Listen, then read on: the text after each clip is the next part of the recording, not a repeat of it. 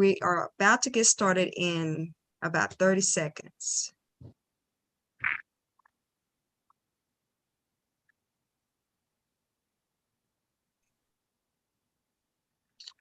Senator West will be joining the call, so I want to make sure we get, okay.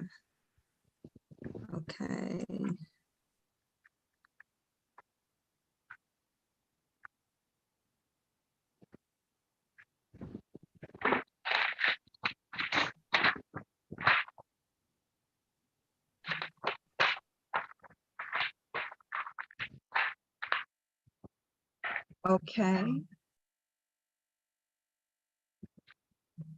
Great. Okay, we'll do this. Y'all know I get a little challenged when I'm trying to do this PowerPoint presentation and all this at the same time. On my screen. Okay. Can you all see my screen? Yes, I see it. Awesome. Okay, so you all, we are going to get started. Thank you so much for tuning in, everyone. Drew, Lexi, Gloria, can some of you all watch the chat for me? Because I'm not going to be able to look at the chat and do this. I can't walk into chew gum tonight. So thank you all for joining our meeting tonight. I am Reverend Crystal Bates, President of DFW Metro NAACP. We really appreciate you all joining us for tonight's meeting. This is normally our general meeting, but we have two special guests tonight, which we're super excited about. Senator Royce West will be joining us. He's Senator, Texas Senator District 23. And then we have Mr. Abdul with Y Block, who is going to do our election protection teach-in. So with no further ado, because we're on a tight schedule, we're going to go ahead and get started. We're going to open up with a word of prayer, and I'm going to pass it over to Pastor Haynes. Amen. Can you hear me? We can hear you. Yes. All right. Gracious Father, our God in heaven, Lord, we thank you for the coming to mind, Father. We just thank you all you do and will do. Now, Lord, use us to greatness, Lord, that we may receive glory, Lord. Bless and keep us. Pray for our speakers, Lord, to continue to rise with them in Jesus' name. Amen. Amen. Thank you so much. We greatly appreciate you. Okay, and then let's see. We want to welcome all of our guests, and let me see. Let me see what we got going on. Okay. We have a lot of guests, so for the sake of time tonight, we're just going to say hello. Maybe if we have time at the end of the call, we'll let you all give any special hellos or what have you, but we're going to wait. I see Mr. Mark Ryder, Keith, tuning in for California. I'm so happy to see you. I'm sorry, you all, everybody's special, but that's one of our members who's been in California, so I wanted to definitely acknowledge him. But with no further ado, and then if you have a October birthday or anniversary, like put it in the chat for us. And then, you know what, I'm going to come back and do visitors and anniversaries at the end of the teach-in. We're going to have our first speaker up next, and then so we'll be ready when Senator West comes in. Share my screen. Okay, we'll come back to that. So our membership campaign, if you all are taking out your screen, if you all are new to our call, take a picture of this really quick. It's easy as 1, 2, 3. You can just scan that and all your information, the application. You can pay via Zoom, Zelle and Venmo, I'm sorry. Our annual memberships are only $30. So we want you all to be a member of DFW Metro NAACP. And if not our branch, any branch in the Metroplex, okay? So take a picture of that. We hope you all will consider joining our branch. And Lexi or somebody, if somebody could drop the flow code in the chat for me. Okay, let's go right into our election protection teaching. No, right? I know that. Okay, our election protection teach-in. none other than Mr. Abdul. He's with Y Block, Young Black Lawyers Organizing Coalition. And so this is a very, very important, he always gives us great information. So I'm super excited about the information that he is going to give. So I want to go ahead because again, we have 2 speakers tonight. So I'm going to turn the floor over to you, Abdul. Excellent, Reverend Bates. Before you turn it over, can I share my screen? Yes, your co-host. Okay, excellent. Give me 1 second to do that, and we'll get started here. Can everybody see my screen? Yes. Excellent. Well, first of all, let me thank Reverend Bates for her tremendous leadership of this organization and for the invitation to come and share. I spoke with you all last election, well, in 2020, because I like to say there's an election every year, not just every 2 years. So I spoke to you all in 2020, and I'm honored to be here with you again as we head into another critical election cycle this November. As Reverend Bates mentioned, I lead the Young Black Lawyers Organizing Coalition, and I'm just going to share a little bit about who we are and what we've done. The Young Black Lawyers Organizing Coalition is a civic organizing platform for young Black lawyers and law students to do 2 things. First and foremost, to harness grassroots civic education as a tool to mobilize and build power in Black communities. Many of you know civic education, sadly, is not a part of our educational system anymore in the ways that it used to be, in the ways that many of you are familiar with. There are very few civics courses now in K through 12 education. And so one of the challenges that we have in our democracy is that we have an entire generation of citizens who are not empowered with the information they need to be good citizens, to claim their citizenship power, to be members of our democracy in ways that transform our democracy and our country. And so one of our purposes as an organization is actually to facilitate civic education in our communities in a way that builds and mobilizes power and enables us to claim and protect our fundamental rights. The second mission that we have as an organization is to cultivate a pipeline of Black legal talent for civic leadership through community-based learning. We want to make sure that Black lawyers and law students have an organized platform from which to give back, from which to harness their training and their skills in service to community. And I'll talk a little bit more about that, but just to share, over the last several weeks, we have been mobilizing teams of Black law students from across the country to travel to key battleground states like Texas. We'll be in Texas this coming weekend to host what we call Y Block Weekends of Action. And we fully fund these travel opportunities, very reminiscent of the freedom rides of the 1960s. We fully fund these travel opportunities for Black law students. We were in Atlanta 2 weekends ago. We were in Raleigh, North Carolina this past weekend. We'll be in Dallas, Texas this coming weekend. And again, that's an example of how we are creating these pipelines for young Black lawyers and law students to be engaged in our communities. Our primary power building focus is voter protection.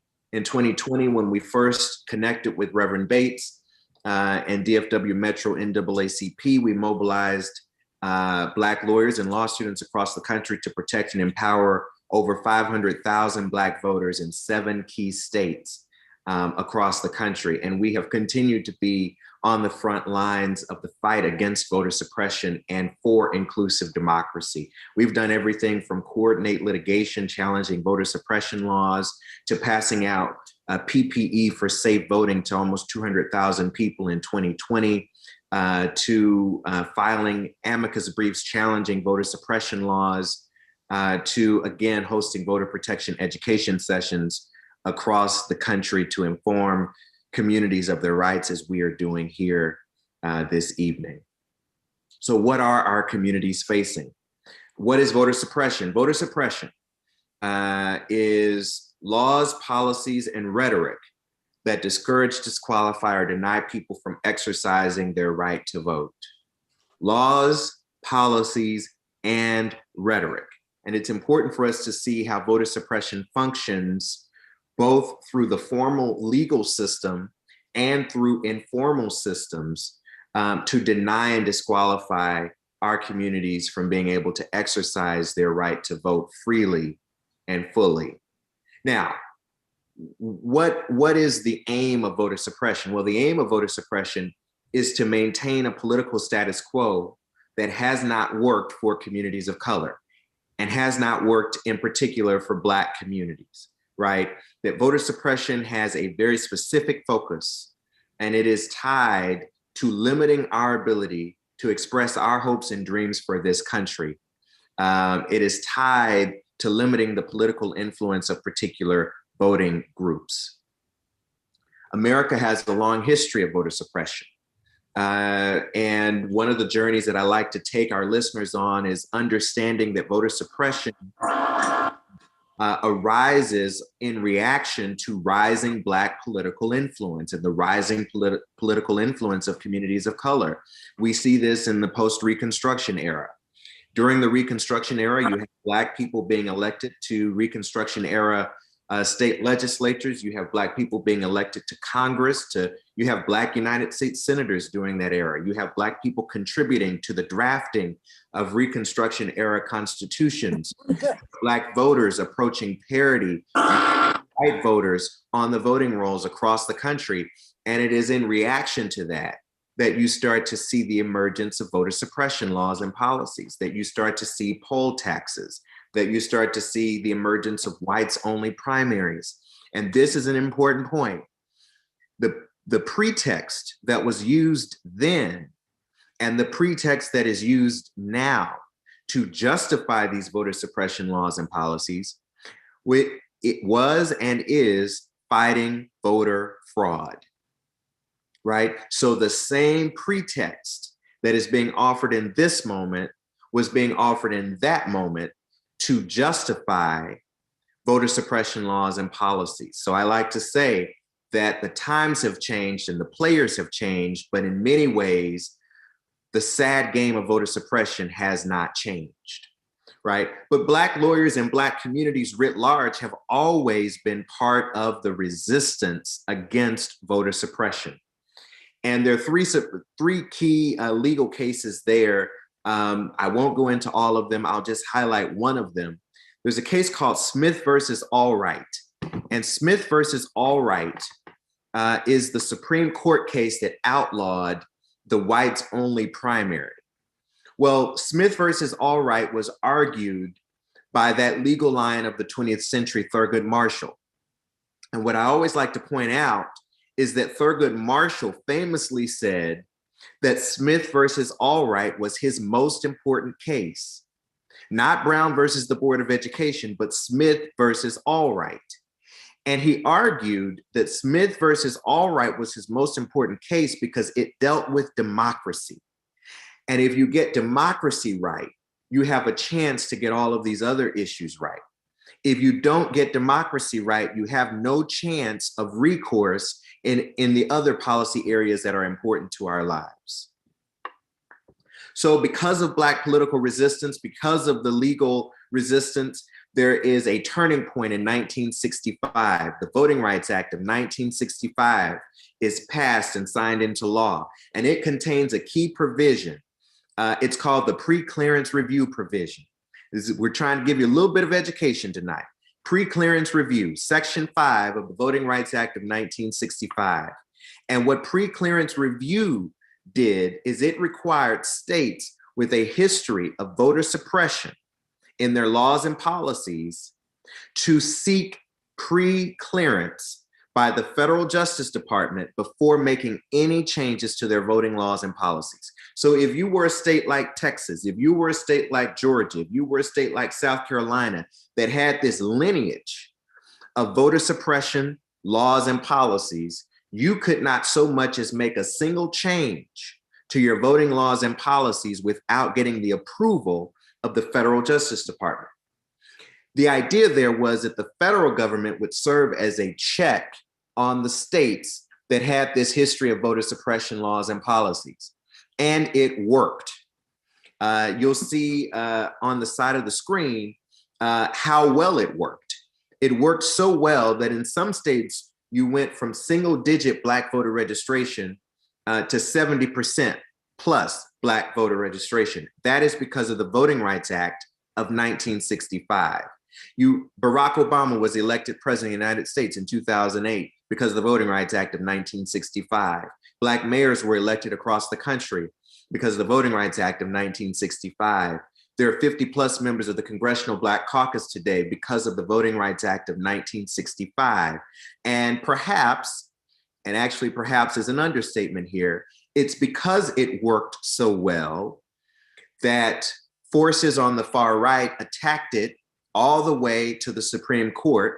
And in 2013, the Supreme Court ended pre-clearance review, essentially gutting the Voting Rights Act of its most important provision. And almost overnight, that opened the floodgates for voter suppression. And we saw new voter suppression laws implemented across the country. In fact, Texas didn't even wait 24 hours. They didn't wait overnight. Texas passed its discriminatory voter ID law on the very same day that the Supreme Court issued its decision in Shelby County v. Holder. Over the last 2 years, we have seen some 440 voter suppression bills proposed. 33 of them have become law in 19 states, including right here in Texas. And what have those bills done?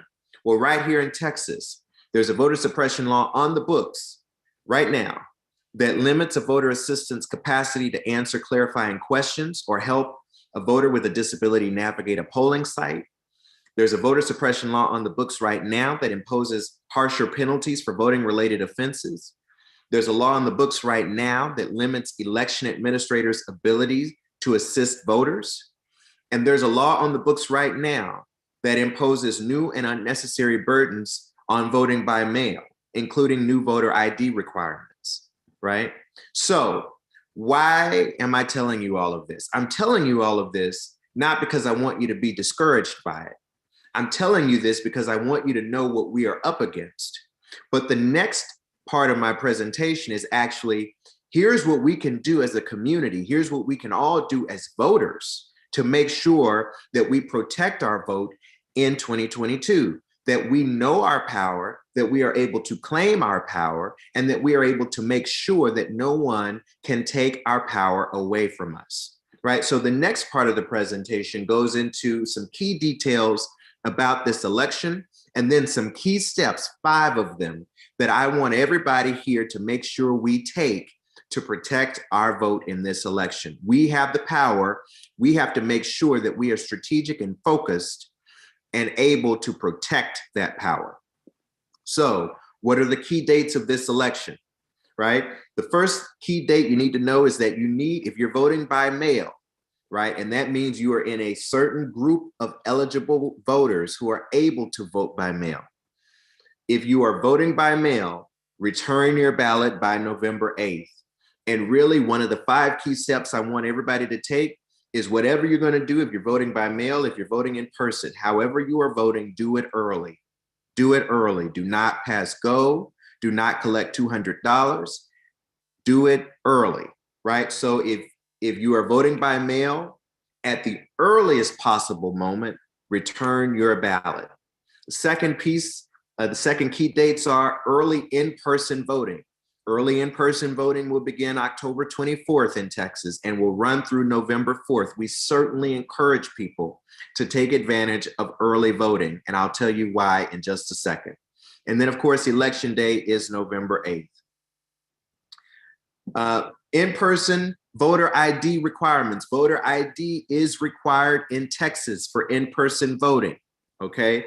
voters will be prompted for one of the following: your Texas driver's license number, Texas election identification certificate, Texas personal identification card, Texas handgun license qualifies, federal military ID, U.S. citizenship certificate, U.S. passport. And if you don't have one of these forms of ID, there are supporting forms of ID that you can show if you make a reasonable impediment declaration, all right? But we want you to know what forms of ID are acceptable, and make sure that when you are going to vote in person that you carry with you an approved form of ID. Vote by mail, voter ID requirements for vote by mail. This is very important. If you are voting by mail, I want everybody to hear me clearly. In the primary election that just passed in Texas earlier this year, the first election passed under the new voter suppression law. Some 25,000 vote by mail ballot applications were rejected, right? So 25,000 people, right, who wanted to vote by mail, who did vote by mail, or who attempted to vote by mail, were rejected. And here's why they were rejected, right? Because the voter ID that they put down on their application for a ballot by mail and the carrier envelope for their completed ballot did not match the voter ID that was on their voter registration record, okay? So voter ID information is required for voting by mail in Texas. And here's the guidance. On both your application for a ballot by mail and the carrier envelope for your completed ballot, you must put either your Texas driver's license number or the last 4 digits of your social security number, whichever matches your voter registration record, right? When in doubt, voters should include both numbers just to be safe, all right? So the key thing is whatever number you put down must match your voter registration record, right? When in doubt, put both numbers down. Put your Texas driver's license number and the last 4 digits of your social security number on both your application for a ballot by mail and the carrier envelope for your completed ballot. All right, we're wrapping up. What are your key rights? We want you to know your rights, because only when you know your rights can you protect your rights. So we want you to know your rights. In Texas, voters have the right to receive up to 2 more ballots if they make a mistake while marking the ballot. In Texas, voters have the right to vote if they are a pretrial detainee awaiting sentencing, or if they have been sentenced to a misdemeanor offense but are otherwise eligible to vote. All right.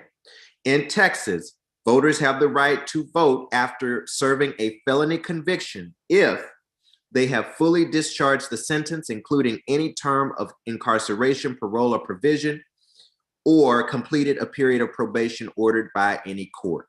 All right. So your voting rights are restored in Texas if you have served, fully discharged your sentence, including incarceration, parole, or supervision, or completed your period of probation. In Texas, you have the right to vote curbside if you are physically unable to enter the polling place. And in Texas, this is something we always emphasize, you have the right to vote if you are physically in line by the time the polls close. All right, so I'm closing now with 5 key steps I want everybody to take to protect your vote in this election. Number 1, confirm your voter registration status. Before you go to the polls, confirm your voter registration status. Know before you go, right? And I want everybody to really get into the habit of regularly checking your voter registration status. Why is this important?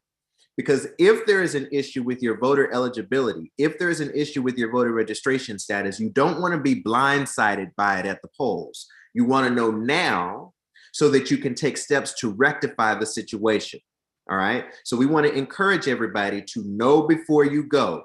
Go to vote.org and confirm your voter registration status as soon as possible. All right. And if there are issues, take steps immediately to remedy those issues. The second step I want everybody to take is to make a plan to vote. Make a plan to vote. Why make a plan to vote?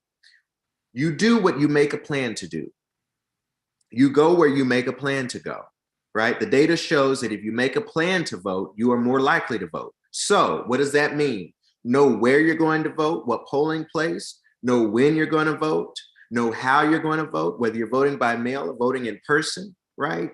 Know what you need in order to vote. So do you need childcare? Do you need elder care? Do you need transportation? Line all of that up so that on that date, you know exactly what you're going to do and you're ready for it, right? So make a plan to vote. And part of that plan to vote needs to be to vote early. We want to encourage everybody to vote early. If I were in church, I was at Concord Church just a few weekends ago doing this presentation, and I had the crowd say, vote early with me. I would say, vote, let everybody say, vote early, vote early. The earlier you vote, right, the more time you have to rectify any issues that you might confront, okay? The third step I want everybody to take, I've already mentioned this, but I want to mention it again. If you're voting by mail, make sure that the ID number you provide on your application for a ballot by mail and the carrier envelope for your completed ballot matches your voter registration record. And when in doubt, include both your Texas driver's license number and the last 4 digits of your social security number, just to be safe. When in doubt, put both numbers down.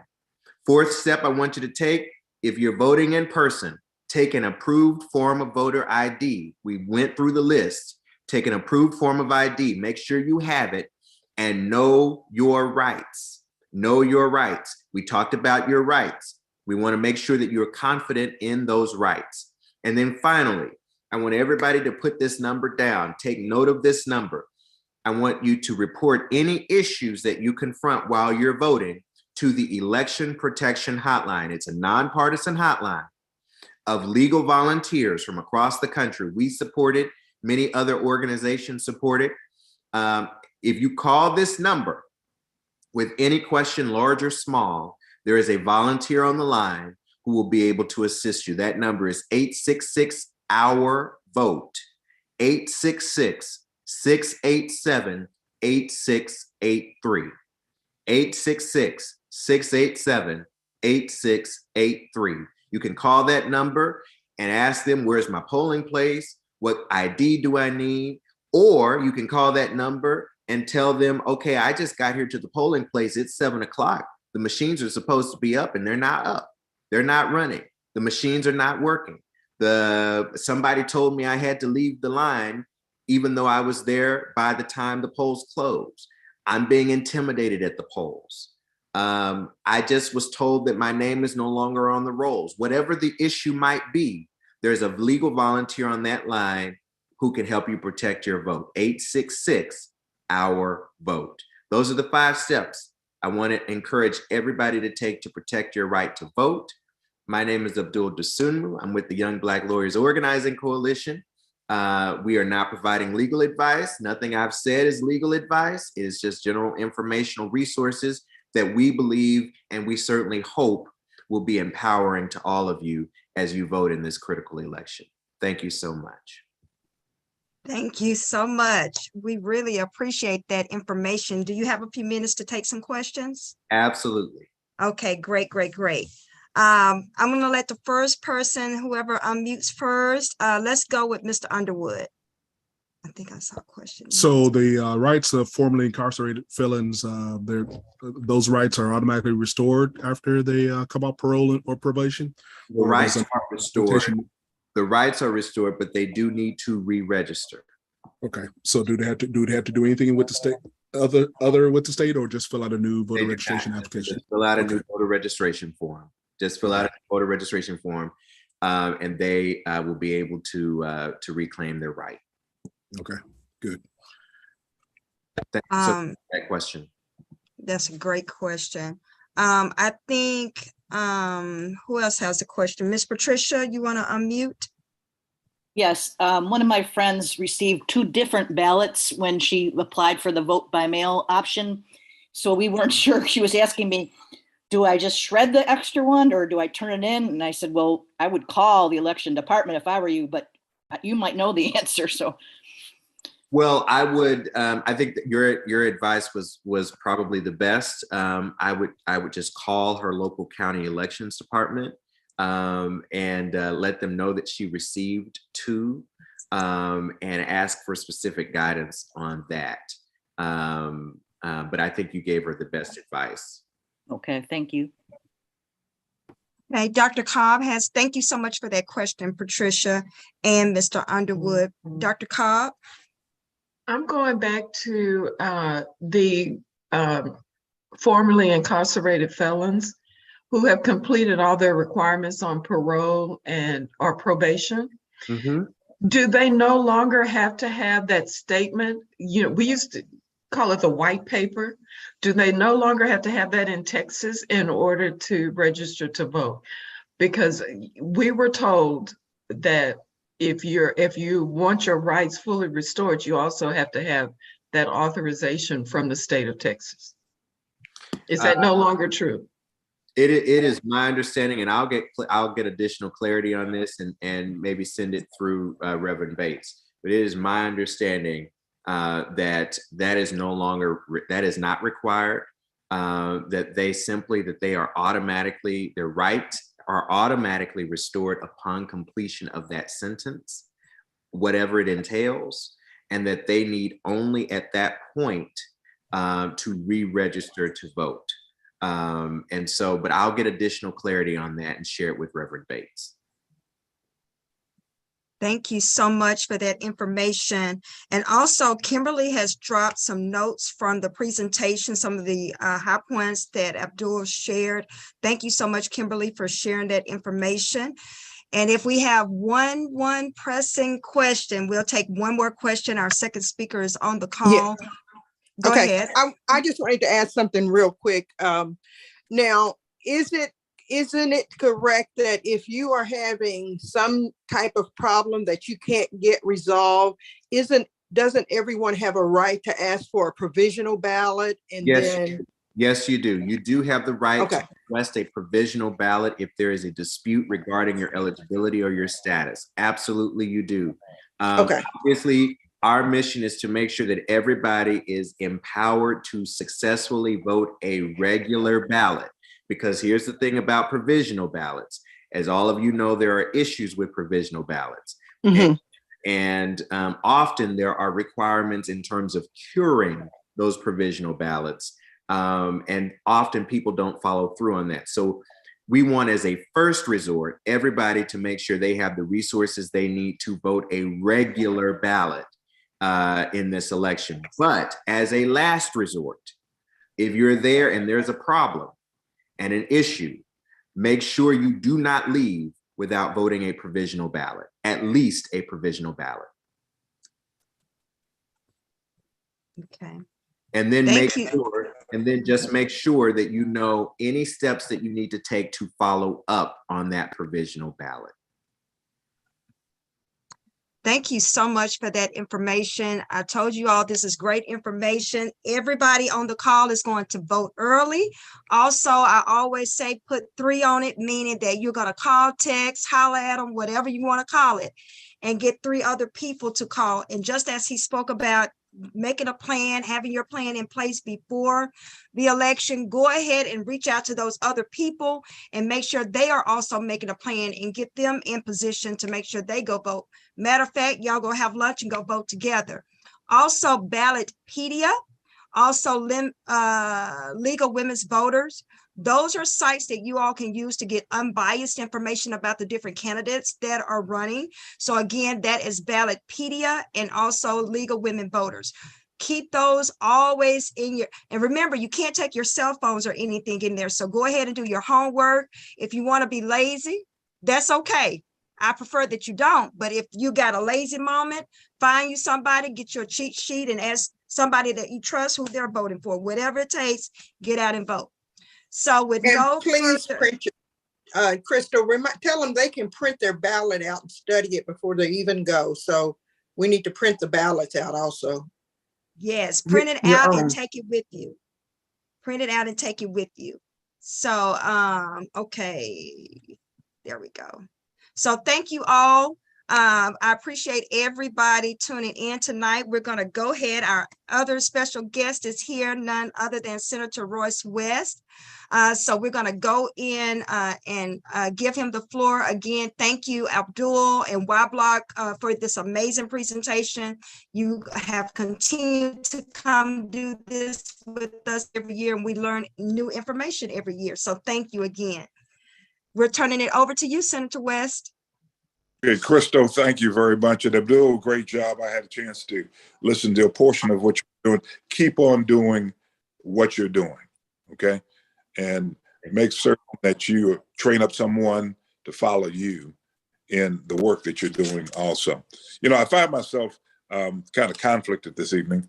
I'm with Judge Crusoe, who's obviously running for district attorney in Dallas, and we're talking about the Richard Miles Act.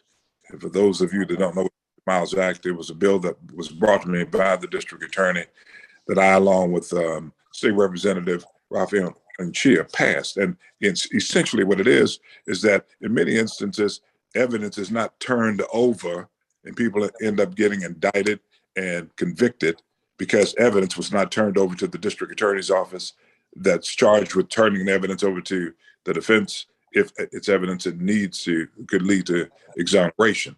And so we passed a bill last session requiring police departments, believe it or not, requiring police departments to turn over the evidence and attest to the fact, any of you that are lawyers understand, the attestation by the police department means if they lie about it, then they're falsifying a government document, which is a felony offense in the state of Texas, okay? And so that law is being implemented as we speak, and we're having a conversation about that this evening. But that's not the purpose of this conversation. The purpose of this conversation is to talk about where we are and what's at stake. Well, I'm pretty certain you know what's at stake. The fact is that if we don't vote, we won't count.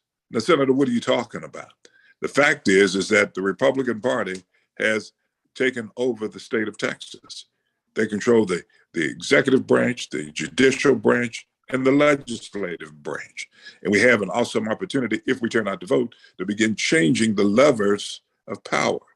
You can't blame the Republican Party for what they have done, even though we find it very distasteful. They have said to their constituents what they were going to do, and guess what? They followed through with it and have done it to even the least of thee. You think about the voting power in the Metroplex.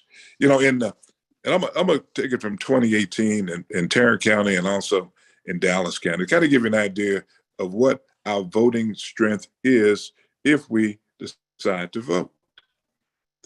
In Tarrant County, the general election back in 2018, there was like 1.1 million voters in Tarrant County. And the turnout was about 55%. In the general election in 2020, the voting registration went up to about 1.2 million. I'm just rounding these numbers off.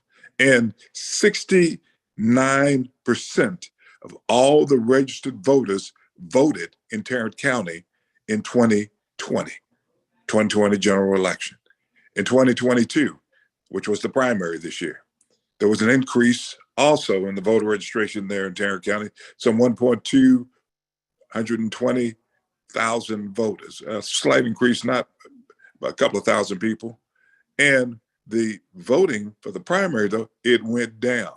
Only 17% of the total registered voters in Tarrant County voted during the 2022 primary. And that's the last election that we had, right? And so we know that if we voted the strength of 68, 69% in 2020 general election, if we did that this time around, then the levers of power would begin to change. Not only if Tarrant County did that, but if Dallas County and other urban counties voted 6 to 7 people out of 10, then you begin to see the levers of power change, not only at the state level and the federal level, but at the local level also. You have a very contested county judges race, and I know there's a nonpartisan organization, but I'm supporting Deborah Peoples, okay? That's who I'm supporting. When you look at Dallas County, you begin to see a similar pattern. In 2018, there was like 1,339,000 voters registered in Dallas County. And the turnout during that general election was 55%. 55%, that being 5 out of every 10 voters decided to vote in a general election in 2018. When you go to the general election in 2020, you see that there's like 1.4 million voters in Dallas County, an increase of over 61,000 voters. Guess what the turnout was? The turnout was 66%. That shows you 6 out of 10 voters decided to vote. There was some enthusiasm going on. In the 2022 primary, there was a reduction in the number of registered voters. It was like 1,390,000 during the primary of 2022. And total vote turnout in Dallas County was just 15%. My friends, every person on this call is involved in our community. Every person on this call understands what's at stake during this next election. I've been fortunate to be able to be a state senator for the past 30 years now, and I don't feel no ways tired. I still got some energy left in me. But I can tell you, I can be on the floor of the state Senate, and Thurgood Marshall would be proud of me in terms of the record that I'm making. Frederick Douglass would be proud of me because of the record that I'm making. But guess what? At the end, when they get ready to vote, I don't have the votes. And so I can make the best speech in the world. But if you don't have the votes, you can't win. And that's where we find ourselves. If indeed we want to deal with issues of poverty, if we want to deal with issues of a woman's right to choose, if we want to deal with issues concerning criminal justice, economic development, and have a perspective that's respected on each and every one of those issues. Not only should those perspectives be respected, in many instances, they should be listened to, and we should be able to pass laws that reflect those perspectives that we have in our communities. But unfortunately, it's been a long time since we've been able to have the levers of power within our community. But this time, it can be different. Yes, there have been plenty of roadblocks that have been put up, plenty of them, in terms of early voting, in terms of people being able to poll watch, all of those different obstacles. But we've got to quit playing the victim. We got to do as Abdul was doing. We've got to make certain that we train up people to make certain they understand that you have a right to vote, and you've got to take the right to vote, and don't become discouraged because there may be an obstacle to you voting. Just kind of think about our ancestors, our heroes and sheroes of the past. Had they become dissuaded by counting bubbles on a bar of soap, where would we be today? And you know they had it harder than us. And so based on some of the things that they had to endure in order to get us to the point to pass the Civil Rights Act, the Voting Rights Act, and all of the civil rights legislation that's been passed, they had it worse than we had. But we've got to make sure when we step up, our generation steps up and do the things that's necessary so we can continue to pass this baton. And so if you have issues concerning voting, there are a lot of different resources. I know Crystal's going to talk to you about the resources that we have available, but you got to make certain that we pass on the information about the resources that are out there where persons can get help. I'm going to tell you one person's name, Louis Bedford.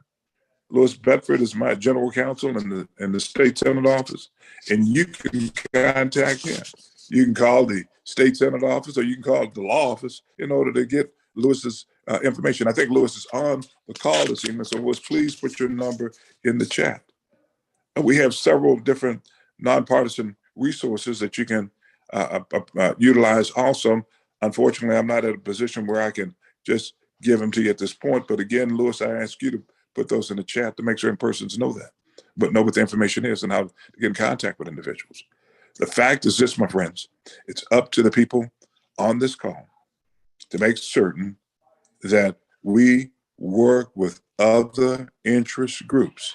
We build a coalition based on interest, not based on the color of one's skin, in order to turn out the people that we need to turn out, in order to change the levers of power in the state and make certain that our perspective concerning a multitude of issues that all of us are concerned about is respected and ultimately reflective of legislation that's passed. And so, Crystal, with that, I will open it up to any questions that anyone has. Thank you so much, Senator West. We really appreciate you so much for taking our time and being with us on today. If anybody has any questions, can you unmute? I want to also acknowledge City Council Member Brandon T. Jones out of Louisville. Thank you so much for joining the call. We appreciate you bunches. Anybody have a question, go ahead and unmute and keep your question to a couple of seconds so we can get as many in as possible.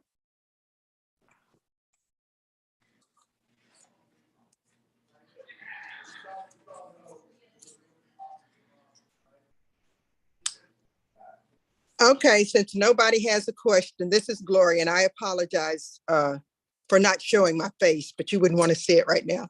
But I just wanted to ask, I really was upset, with your previous election, and I wanted you to go more to South Texas. And I even sent in the thing said, I'm from South Texas. I want to get you around South Texas, because we all know you here, but they don't know you down there.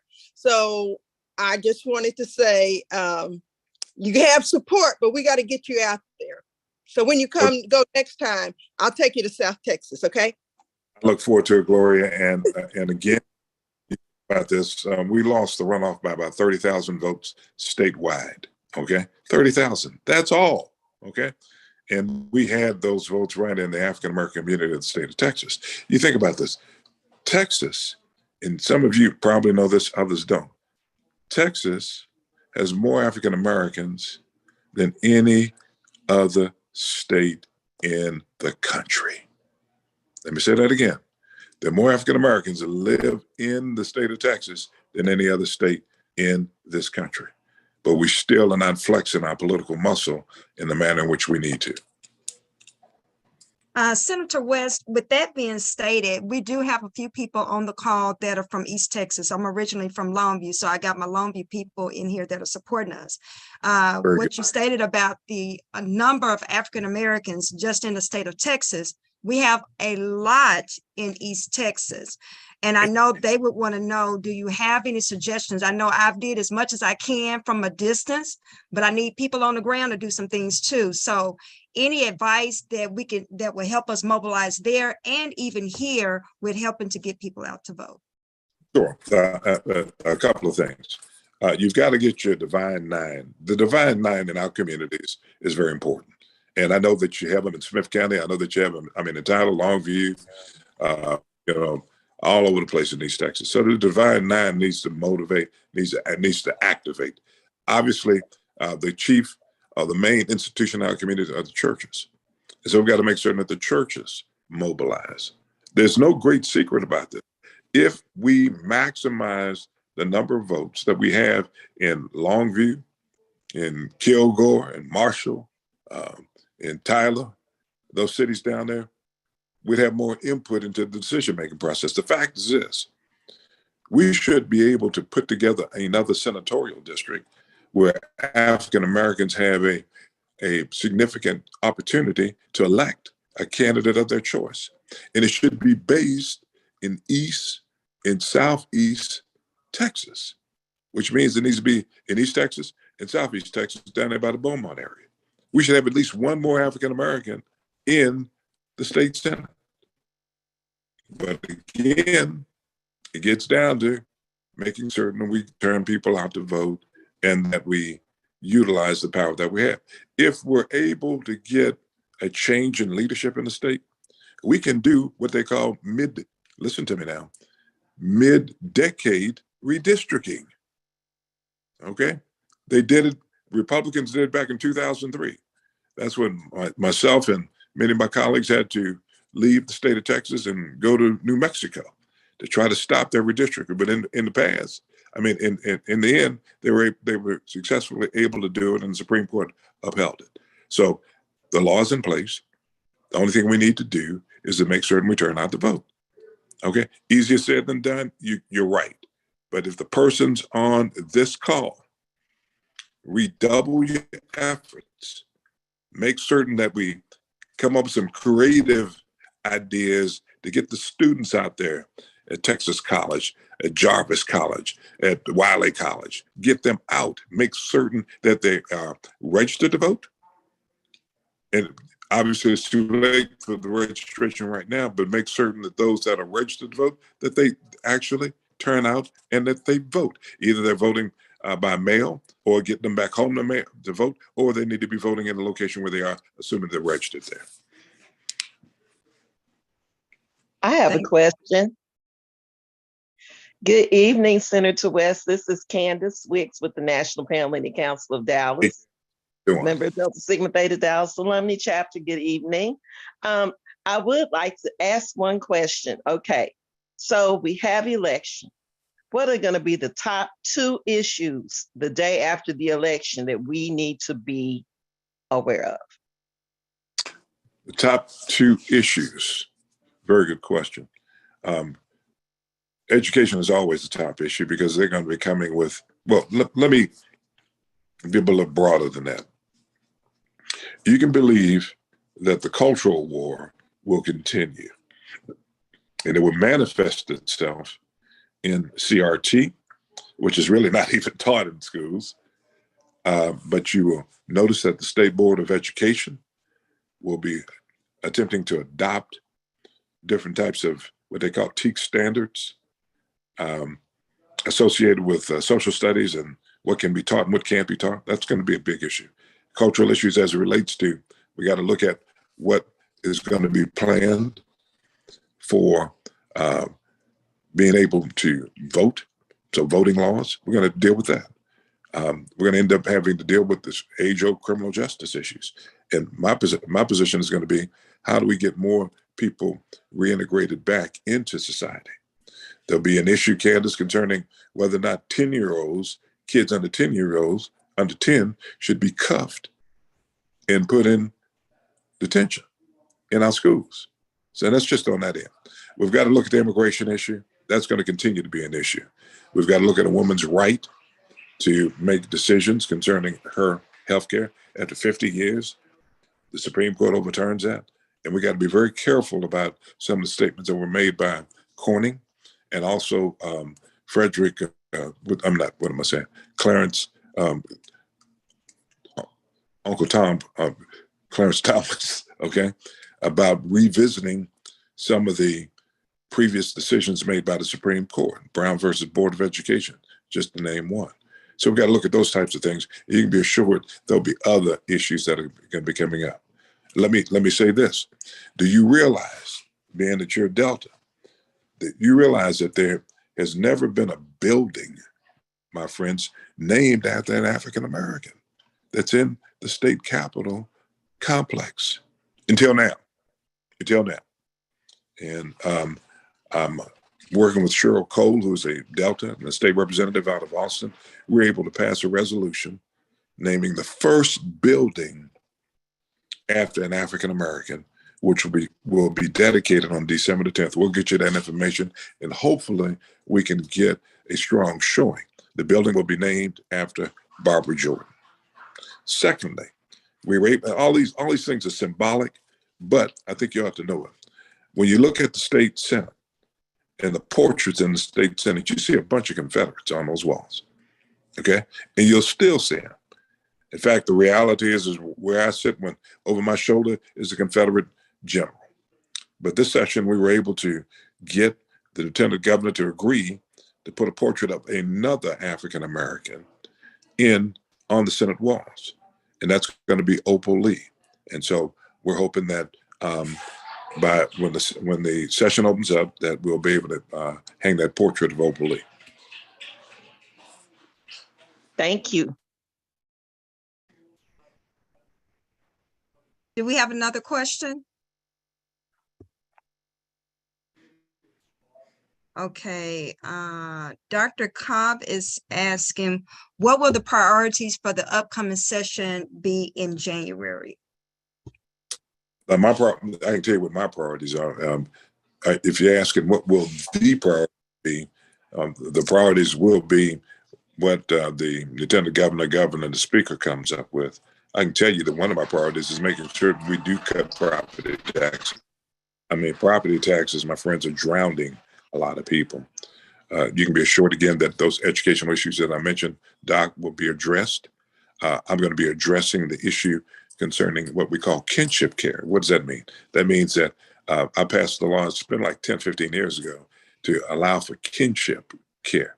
And that's an alternative to foster care where kin get the opportunity to raise the children that have been abused and neglected by their relatives. The difference is that they were not getting any type of subsidy.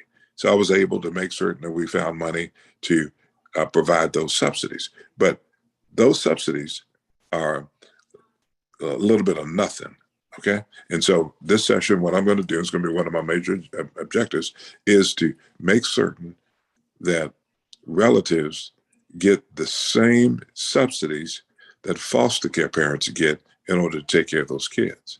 And the argument that I'm going to make is this. When you do a longitudinal analysis based on for kids in kinship care or foster care, kids in kinship care do a hell of a lot better than kids in foster care. So that's going to be another issue that I'll be addressing. And there'll be others. That's just a few of them that I can talk about right now.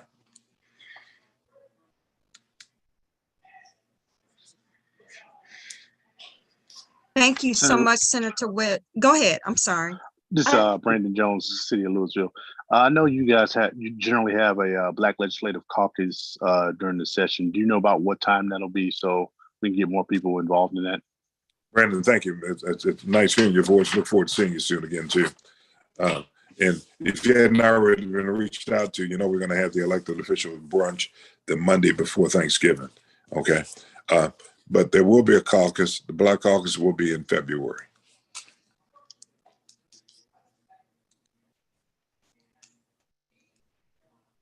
So, Lois, if you'll make sure to get that information for me, we'll get it out in our newsletter. We have time for one more question. Thank you for joining the call, Ms. Diane Gibson. We appreciate everything that you're doing in the community as well. Does anybody else have any questions for the senator? I want to ask this. If somebody else has a question, go ahead and ask after this. Senator West, I want to ask, is there a possibility, because I know in certain states that people can register to vote within 7 days or 3 days of the election. I know it's 30 days here that people have to register in the state of Texas. Is that anything that we can possibly at any point bring up for discussion here in Texas to make it easier? We have same day voter registration. Okay. But again, you remember from the very beginning, I started about the levers of power. Okay. Mm-hmm. You saw the things creative things that was done in Houston. Okay. Mm-hmm. In order to get people out to vote and make it more convenient. The Republican Party decided to pass laws that said not only no, but hell no. We're not going to have 24-hour polling places. We're not going to have more than one box per county where you can drop off your ballot. Okay. I mean, and so is it possible? Yes. But we've got to change the power structure in Texas in order to get it done. I'm coming. Guys, I'm going to have to get ready to go. I've got another speech it's supposed to be right at 7 o'clock and it's after 7. Thank you so much, Senator. We appreciate you. God bless. And we thank you for all that you do for our community. Take care. Thank you. Okay. Take care. Okay. Let's see here. Thank you all for tuning in tonight and for all your wonderful questions. We really, really appreciate you all. We do have just a few more things before you all jump off. I want to share some of the announcements that we have with our branch. And if Kimberly and Rashad, is Rashad still on the call? Yes, Rashad, if you can go ahead and unmute and make the announcement, and then Kim do the other one, if you can. Rashad, you're muted. And while they're unmuting, Kimberly, either one of you can go ahead with the announcements. While they are unmuting, I'm going to drop the information I announced earlier. We want you all to continue to stay connected to our branch, become a member. I will drop the information in the chat for you all to do so. It's only $30 a year. And we look forward to you all joining us. Go ahead, Kimberly. Okay, awesome. So good evening, everyone. I am so excited to talk to you about the ding, ding, ding, ding, ding, hackathon. That is what we're talking about. A hackathon is a time where we take robotics and gaming in STEAM, science, technology, engineering, arts, and mathematics, and we are bringing it to our undervalued youth. So we have so many good things coming up, you guys. We have iCode, who we are partnering with. We have the Denton Black Film Festival, who we are also joining forces with. So this event can be amazing. And so we need all hands on deck. That means I need you to not only register to become a volunteer, but also your expertise as we are moving forward in marketing this amazing event. If you are a principal, an assistant principal, a counselor, you have a youth group, or you know some children who may want to be a part of this that are in elementary school or middle school, please, I want you to email Ms. Crystal Bates at the DFW Metro NAACP@gmail.com so that did I say it right? I missed the number. Let me see. DFW. Okay. She's gonna put it in the chat for you. Thank you so much, you guys. And I want you to pull that email and send us a message and say, I am all in and I want to help you. The reason why we need your help is because, you guys, there are going to be 200 students.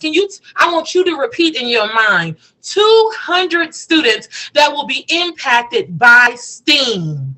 And the way that we're intending to help them is to not only allow them to physically put their hands on challenges, but they're going to be led by experts in iCode. Okay, iCode is a national brand in robotics and gaming, and they are in 30 different states right now across the U.S. And we have partnership with them. So woo to Miss Crystal, thank you so much for helping us to do that, because it's very important for our youth that not only do they see STEAM, but they are introduced to it at a high level. And that's what this is. We have an education team that you can join. We have a volunteer team that you can be tasked with. If you're a logistic person and you want to put your hands on deck when it's time to set up the event, please sign up for our logistics team. And if you just so happen to be the most phenomenal marketer in all of the land, we are looking for you to do just that. So you guys, the NAACP, the DFW Metro NAACP has so many things that you can be involved in, but the hackathon, you're going to start to see communications going out. We need you to push it out to your community, because we want you and especially you to be there with us to make this amazing. That's all I got. Thank you so much, Kimberly. I love it. I love it. I love it. Now, Rashad is going to unmute and give us information about our Black Panther red carpet movie night. But I want to acknowledge y'all. I'm real country, y'all. My auntie is on the call. So I want to thank my Aunt Gwen for tuning in tonight. And then we have Miss Sierra Evans from the Longview NAACP and Miss Dee Harnage also with the Divine Nine AKAs out of Longview. Rashad? I'm sorry. You have to forgive me. I've been on a phone call and I just hung up and this popped right up. And so did I come in right at the right time? Right at the right time. You can give us the announcement about the movie night. Hilarious. Okay. All right. So I definitely appreciate it. You have to forgive me. I'm about to move some kids into the car right now as we get ready to head out. Come on, mama. All right. So one of the things that I'm sorry. Come on, mama. Okay, thank you. So one of the things that I wanted to speak to the NAACP body about was a really good event that we're putting together. It's called the everyone is aware of the movie that's going to be coming out 11th. Well, I had a chance to reach out to Crystal to tell her about the event, and she was completely on board. And so we have some momentum going where we are about to release the flyer and get it out. And I just wanted to kind of walk you guys through what's kind of going to be going on. It's not going to be a difficult or complex event. It's going to be fair.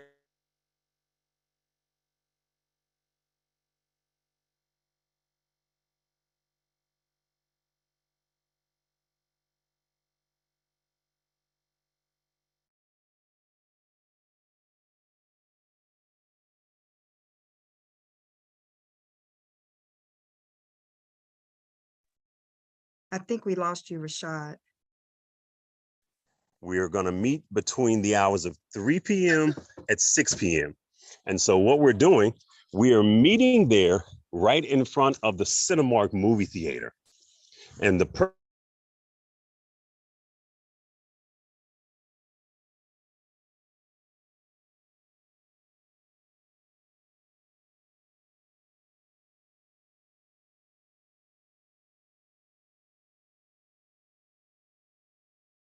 once again, the Wakanda meetup, we're going to ask people to come out and join us between 3 and 6.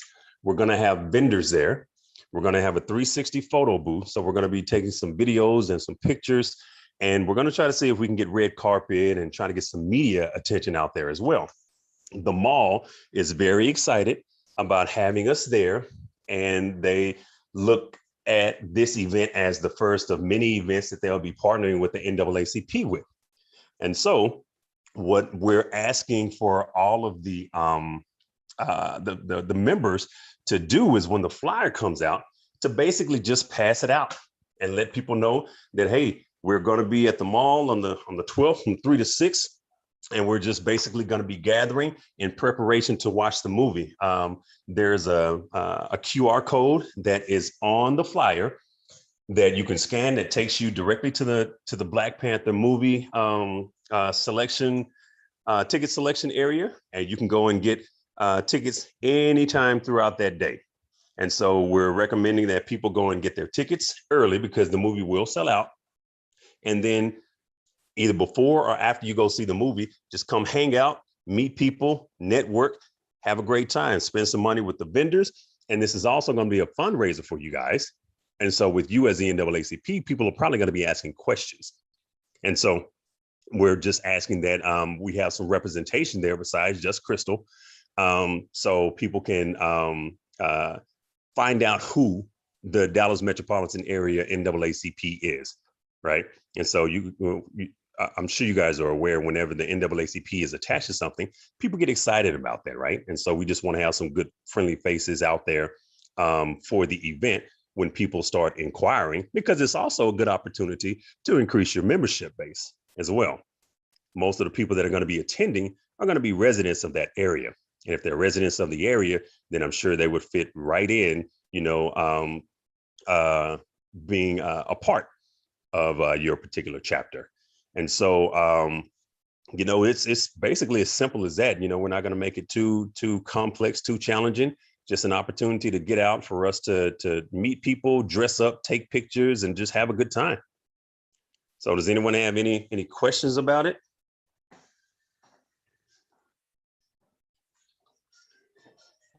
Thank you so much for that information, Rashad. And I think the flyer is on on our Facebook group page, so definitely connect there.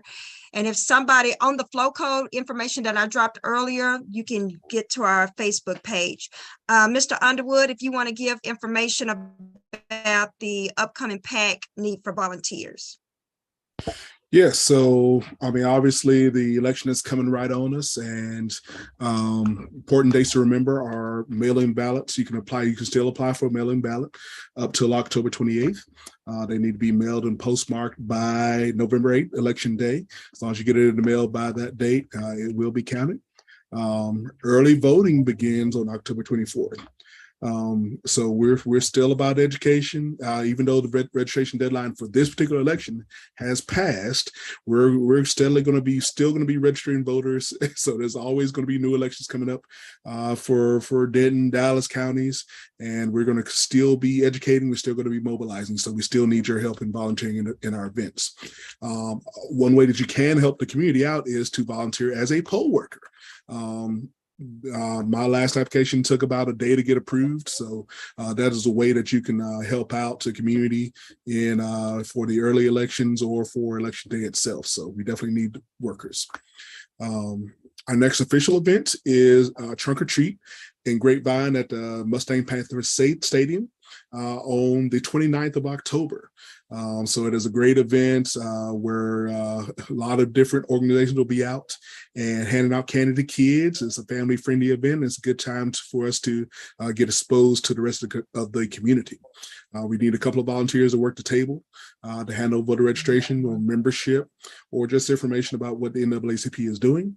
And we need a couple of people to actually help walk around the festival and actually pass out cards and stuff and share what the NAACP is doing as well.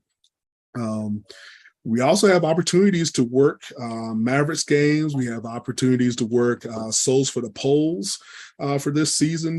But we need to make sure we have enough volunteers for those events before we start committing to them. So you're going to see those sign-up links across all of our social media platforms. So when you see those, make sure you sign up for those so we can know how many volunteers we're going to have to support these events. So again, PAC committee is working all year round, not just every 4 years during election season. So we're moving all year round, and we need your help.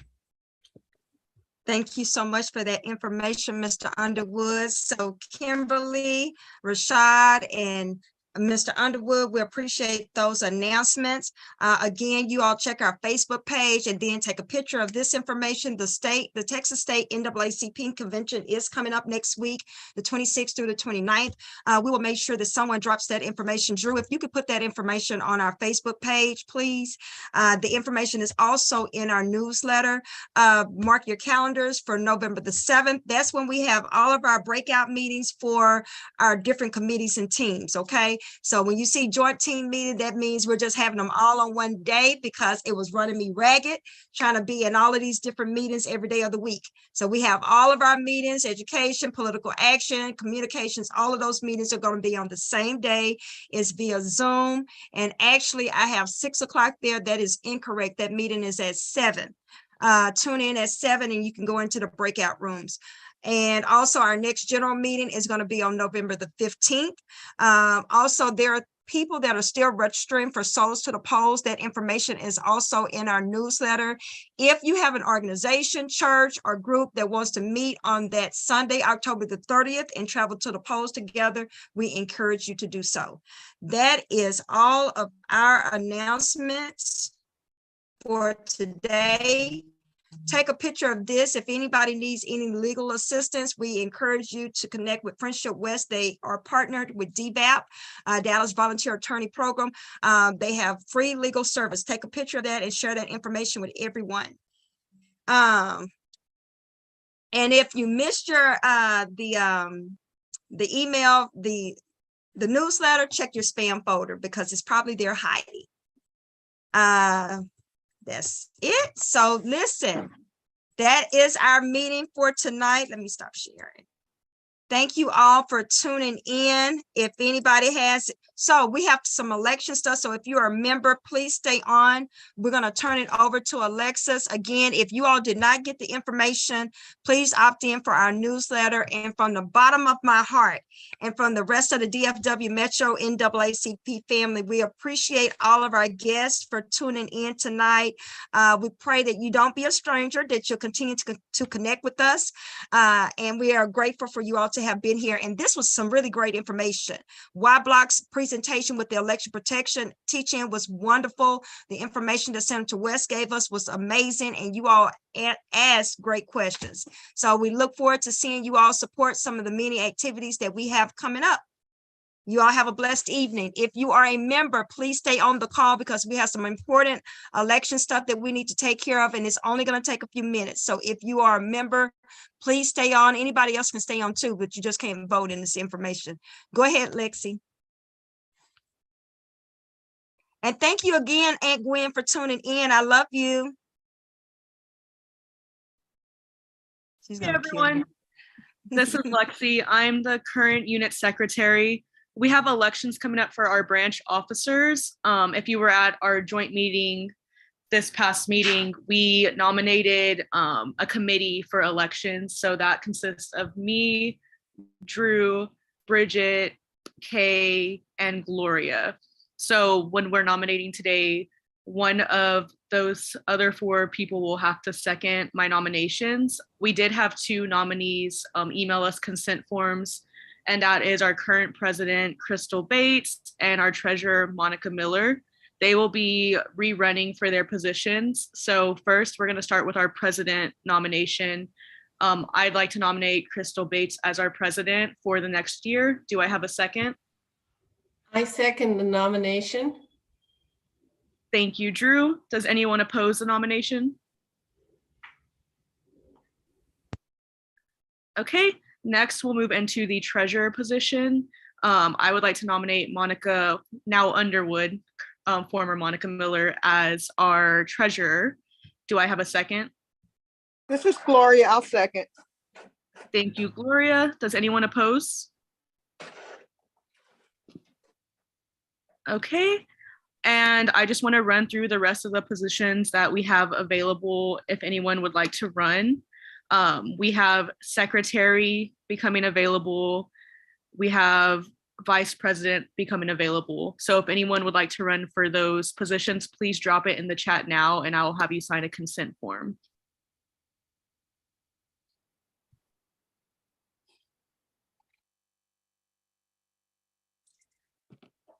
Lexi, can you repeat that question? I'm sorry. Yes, the positions we still need to fill are vice president and secretary. What we can do if anyone would like to still run is to drop it in the chat now and I can email you a consent form and then we can add you to the ballot. We will need a vote on the positions at our next meeting in November. So we want to make sure we have those names on the ballot before then.